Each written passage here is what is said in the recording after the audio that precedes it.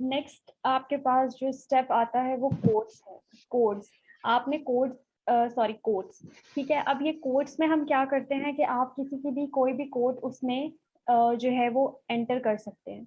जैसे ये कि आप जो जब भी अपना एनालिसिस कर रहे हैं तो उसमें किसी ने अगर किसी भी बंदे ने कोई ऐसी बात की है, जिस तरह हम अभी बेसिक लेवल कंटेंट एनालिसिस पे जो चीज डिस्कस कर रहे थे, कोड्स में भी बिल्कुल इसी तरह से होता है। यानी कि आप क्वालिटेटिव डाटा को क्वांटिटेटिव फॉर्म में भी एक्सप्लेन जो है वो कर सकते हैं। जैसे ये कि आप ये बता दें कि हमने इतने लोगों का सैंपल साइज हमने लिया था और आउट ऑफ 20 पीपल 10 ने जो है वो हमें ये रिस्पॉन्स दिया, ठीक है। तो इससे ये होगा कि हमें पता लग जाएगा कि अच्छा, इसमें ये नहीं होता कि कुछ लोग कहते हैं कि आपका जो है वो क्वालिटेटिव और क्वांटिटेटिव जो है वो इस तरह तो मिक्स हो जाएगा। वो मिक्स नहीं होता। आप क्वालिटेटिव डाटा को भी क्वांटिटेटिव फॉर्म में एक्सप्रेस कर सकते हैं। नेक्स्ट हमारे पास आती है मैपिंग। अब मैपिंग में तो हम जो है वो ये कर सकते हैं, यस, क्यूडीए माइनर जो है वो अभी हम डिस्कस करते हैं आगे कि क्यूडीए माइनर जो है उसमें किस तरह से और क्या क्या होता है। वो आपको कोड्स बना के दे देता है, वो अभी अब डिस्कस करते हैं। अच्छा, नेक्स्ट है आपके पास मैपिंग। मैपिंग में आपने क्या करना होता है कि जिस तरह अगर कोई आपके पास जिस तरह अगर तो कोई ऐसा बच्चा है जो बिल्कुल जिसका है ही डाटा कुछ इस टाइप का जो अर्थ बेस है, स्पेशल बेस, ठीक है। वो जाहिर है अब जो अर्बन प्लानिंग के स्टूडेंट्स हैं या जीआईएस बेस्ड उन जो एनालिसिस होता है वो मैपिंग बेसिकली होती है। तो मैपिंग सिर्फ ये वाली नहीं होती है, तो स्पेशल मैपिंग होती है ना। दूसरी मैपिंग जो होती है ना, उसमें आप ये करते हैं कि डायग्राम्स बनाते हैं, ठीक है। मैप कर देते हैं डायग्राम्स को, मतलब आप जो है वो एरियल फोटोग्राफी खोल के, मतलब उसमें जो है आप मैप्स खोल के और उसमें अपनी लोकेशंस कुछ कुछ शो कर देते हैं, पॉइंट्स मार्क कर देते हैं, या इस तरह की जो चीजें होती हैं। वो नीचे मैंने फिगर्स लगाई हैं, वो मैं आपको दिखाती हूँ। नेक्स्ट टेक्निक हमारे पास सॉर्ट एनालिसिस होती है। सॉर्ट एनालिसिस जो है वो भी आप क्वालिटेटिव डाटा में यूज कर सकते हैं। सॉर्ट एनालिसिस में आपका जो एस होता है वो स्ट्रेंथ होती है, और डब्ल्यू जो है वो वीकनेस होता है, ओ जो है वो आपकी अपॉर्चुनिटीज हैं, और टी जो है वो आपके थ्रेट्स हैं। तो आप टेबल बना के सॉर्ट का टेबल किसी भी तरीके से बना सकते हैं, ठीक है। और उसमें आप सारी जो जो स्ट्रेंथ आपके टॉपिक में जो जो स्ट्रेंथ्स थी जिसको आप लेकर चल रहे थे जिस टॉपिक को, आप वो डिस्कस करेंगे।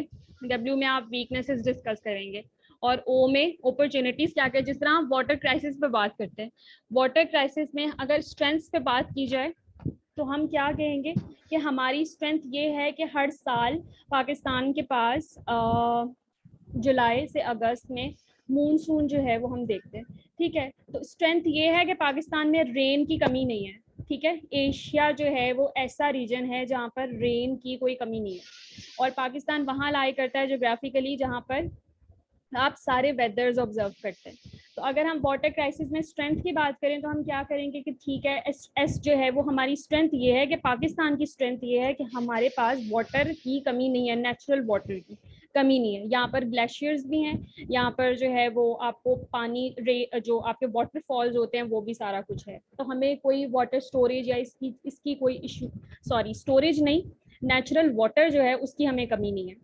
उसके बाद हम वीकनेसेस पे आते हैं। तो वीकनेसेस में सबसे पहला वीकनेस आपके ख्याल में क्या होगी वाटर एनालिसिस वाटर क्राइसिस को लेकर? सब वीकनेस क्या है हमारी? यू कैन यूज चैट, थोड़ा पार्टिसिपेट करें। क्या वीकनेस होगी?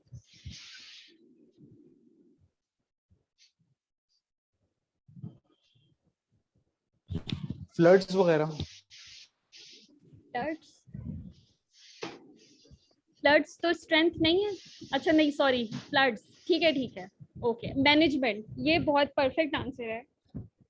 मैनेजमेंट के सबसे ज्यादा इश्यूज हैं, हम लोग मैनेज ही नहीं कर पाते। उसके बाद हमारे पास डैम्स नहीं है, बिल्कुल ठीक है। हमारे पास स्टोरेज की कैपेसिटी नहीं है। फ्लड्स अगर आते हैं तो वो जो है वो आपका थ्रेट होगा, वो आपकी वीकनेस नहीं है, ठीक है। वीकनेस और थ्रेट्स को ध्यान से देखना है। वाटर स्टोरेज मतलब ये कि रिसोर्सेज ही नहीं है, रिसोर्सेज ही नहीं होंगी तो वाटर को स्टोर कहाँ करेंगे। दूसरा ये कि मैनेजमेंट के इश्यूज हैं, आपको पता ही नहीं है कि मैनेज करना कैसे है, तो फिर तो आप जो है वो आपकी बहुत बड़ी वीकनेस है। आपके पास रिसोर्सेज जितनी मर्जी मौजूद हो, जब आपको यही नहीं पता कि हम मैनेज कैसे करेंगे, यही मेरा ख्याल से चीज़ है जिसमें हम लैक करते हैं हमेशा से, कि पाकिस्तान जो है वो रिच है इन रिसोर्सेज, पाकिस्तान को रिसोर्सेज की कमी नहीं है, लेकिन मसला कहाँ पर आता है, मैनेजमेंट में आता है कि हम कभी भी मैनेज नहीं कर पाते। अब अगर फ्लड्स आ जाते हैं तो वो हमारा थ्रेट है कि हमें हर साल फ्लड का खतरा होता है, ठीक है। और उसके बाद अपॉर्चुनिटीज क्या क्या है हमारे पास, अपॉर्चुनिटीज क्या है,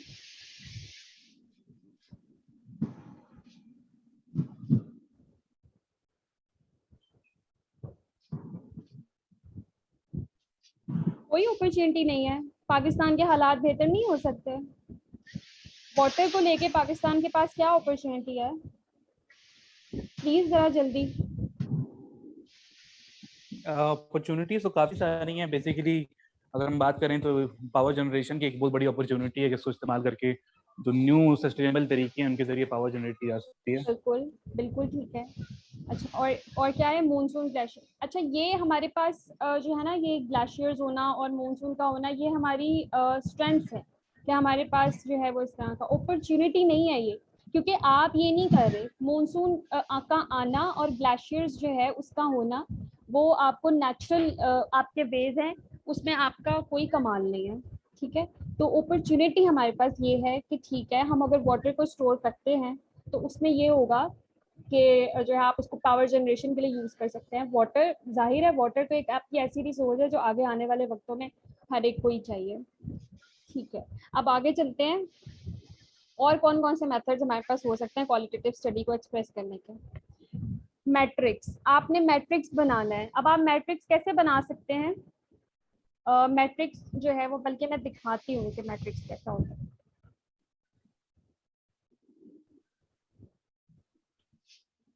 ये आपका सॉर्ट एनालिसिस था, ये तो बस ऐसी ही डायग्राम है। सॉर्ट एनालिसिस आप टेबल फॉर्म में भी बना सकते हैं। नीचे आते हैं, ये होता है मैट्रिक्स, ठीक है। ये एक चेक मैट्रिक्स भी नहीं, ये जो आपके पास फिगर है ना राइट साइड पर, ये है रैंक वेटेड डिसीजन मैट्रिक्स। अच्छा, मैट्रिक्स जो है वो कई तरह के होते हैं, जैसे वेटेड मैट्रिक्स हो गए जिसमें आप वेट शो कर देते हैं।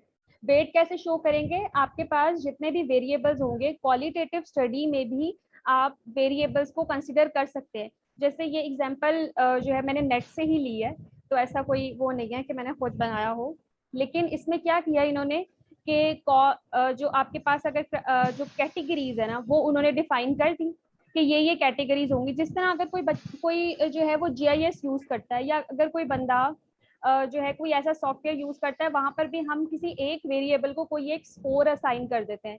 जैसे हम कहते हैं कि यहाँ इन्होंने जो कैटेगरीज हैं उनमें उन्होंने क्या बताया, cost of manufacture, similarity to current pen, हो सकता है ये कोई पेन या उसके पे कोई रिसर्च हो, तो इसमें इन्होंने क्या किया, 0.05 वेट असाइन कर दिया। ये आपने खुद ही असाइन करने होते हैं। और अगर आप जीआईएस या कोई ऐसा जिसमें आपने वेटेड सुटेबिलिटी एनालिसिस अगर किसी ने किया हो, तो उसमें भी हम यही करते हैं कि वेट खुद जो है वो असाइन करते हैं हर वेरिएबल को, और फिर उसके बाद हम उसका एनालिसिस करते हैं, ठीक है। अब आप ये मैट्रिक्स बनाएं और उसके बाद खुद से जज करें कि आपकी ये वाली चीज कहाँ लाई करती है। अब वो आप कैसे जज करेंगे, आप लोगों से इंटरव्यूज लेंगे, आप जितनी भी क्वालिटेटिव डाटा कलेक्ट करने की कैटेगरीज हैं उनको जो भी आपके जो मेथड्स हैं उनको यूज करेंगे, तो फिर आपका जो है वो मैट्रिक्स तैयार हो जाएगा। उसके बाद अगर हम आते हैं नेक्स्ट, जो आपको बताया था वो चेकलिस्ट होती है। ये जो लेफ्ट साइड पर है ना, ये आपकी चेकलिस्ट है। अब चेकलिस्ट हम कैसे बनाते हैं, इसमें बस हम एक साइड पर आपने जितनी भी आपके वेरिएबल्स हैं हम वो दे देते हैं, नीचे टोटल, और जितनी जो जो चीजें आप उसमें जज करना चाहते हैं वो आप अपने हिसाब से यहाँ लिख देते हैं। उसके बाद आप लोगों से इंटरव्यूज करके उस चेकलिस्ट को, मतलब ये कि चेक मार्क लगा देते हैं कि ये चीजें मौजूद हैं, ये चीजें नहीं मौजूद। ये एक क्वालिटेटिव रिसर्च करने का एक तरीका होता है, मतलब आप जो है वो इस तरह के मैट्रिक्स बना दें उसमें। अच्छा, उसके बाद मैट्रिक्स की बात हो गई। मैट्रिक्स के बाद आपके पास है नेटवर्क एनालिसिस और चेकलिस्ट डिस्कस हो गए, इंडिकेटर्स और नेटवर्क एनालिसिस। अब नेटवर्क एनालिसिस देखते हैं। अच्छा, ये चार्ट्स है, ये चार्ट टाइप है। चार्ट्स तो सबको पता है कि चार्ट्स कैसे बनते हैं, तो आप क्वालिटेटिव स्टडी में चार्ट्स बनाकर भी जो है वो अपना डाटा जो है वो प्रेजेंट कर सकते हैं जी। उसके बाद है नेटवर्क डायग्राम। ये जो लेफ्ट साइड पर नीचे है बॉटम पर, ये आपकी नेटवर्क डायग्राम है। ये आपके किसी भी सॉफ्टवेयर पे बन जाती है। मैंने वैसे ये जो बाकी 3 इमेजेस है ना वो QDA के ही हैं। मैं आपको बताती हूँ अब QDA क्या है। ये जो नेटवर्क डायग्राम है, ये आप किसी भी तरीके से डाटा जो है वो क्वालिटेटिव स्टडी को एनालाइज करने के लिए, जिस तरह आपको SPSS बताया जाता है क्वांटिटेटिव स्टडी के लिए, उसी तरह क्वालिटेटिव स्टडी के लिए भी कुछ सॉफ्टवेयर्स होते हैं जो यूज कर सकते हैं हम। तो उस पर आप डाटा एंटर करें तो आपका जो डायग्राम्स है वो खुद ही बन जाएंगी। मतलब आपको इतनी मेहनत नहीं करनी पड़ेगी, ये खुद सारा कुछ खुद नहीं बनाना पड़ेगा, बस आपको कोड्स असाइन करने पड़ेंगे। कोड्स कैसे असाइन करते हैं, वो हम खुद कैटेगरीज बना के और खुद ही सारा कुछ डिवाइड करते हैं। ये आपकी थी नेटवर्क डायग्राम। इसी तरह आप देखें ऊपर, ये है आपका 2D map, sorry 3D map, ठीक है। ये 3D मैप है। आप इस तरीके से भी अपने रिसर्च जो आपकी रिजल्ट्स हैं उनको शो कर सकते हैं 3D मैप्स बना के। और ये क्वालिटेटिव के अलग से सॉफ्टवेयर होते हैं, उन पे बनती है। और यहाँ राइट साइड पर ऊपर आपका ये 2D मैप है। और नीचे जो है नेटवर्क डायग्राम के बिल्कुल साथ आपके पास जो है वो कंटेंट एनालिसिस हुआ है, ठीक है। तो इसमें आपने क्या किया, कोडिंग की है और आपके पास जो है वो जो आपने डिवाइड की थी एरियाज, वो आपके पास आ गए हैं। मैं आपको थोड़ा सा ओवरव्यू दे दूंगी क्वालिटेटिव में डाटा एंटर कैसे करते हैं। नीचे देखें, यहाँ पर आपको इंडिकेटर्स शो हो रहे होंगे। ये आपके पास इंडिकेटर्स होते हैं, आप कलर्स से शो कर सकते हैं। जिस तरह 9 मैट्रिक में pH स्केल बनाते थे ना, बिल्कुल वैसे है। अगर जो है आप कलर्स असाइन कर दें, आप कहें कि अगर एक्सट्रीम कंडीशन है तो हम उसको रेड असाइन कर देते हैं। जिस तरह लैंड यूज मैप बनाते हैं उसके कलर्स फिक्स्ड होते हैं ना, उसी तरह आपने अगर कोई ऐसा एरिया शो कराना हो जहाँ डेंजर हो, तो हम उसको कहते हैं कि यहाँ रेड कलर दे दो। अगर आपने जो है